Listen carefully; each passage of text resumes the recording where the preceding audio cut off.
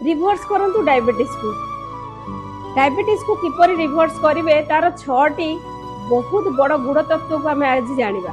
प्रथम जिनस हूँ आप प्रत्येक दिन मेडिटेशन करंतु 10 ରୁ 30 मिनिट पर्यंत सी भी सकाळे। द्वितीय जिनस हूँ एक्सरसाइज प्रत्येक दिन 30 मिनिट रखु से भी सकाळे। तृतीय जिनस हूँ बेस्ट डाएट आपण डाएट भल रखु एवं ताकू टाइमली करंतु। चतुर्थ जिनस हूँ स्लीप शोइबा आपण शोइबा को रातिर 7 घंटा रु 8 घंटा करंतु ताकि आपण बॉडी बहुत बढ़िया रेस्ट मोमेंट रे जीवो एवं दिन रे सुवंतु नाही। पंचम जिनसटी हूँ आपण रिलेशनशिप बहुत भल रिलेशनशिप रे रुहंतु जोठी आपण मन शांति रहउची झगड़ा झाटी रे पसंतु नाही।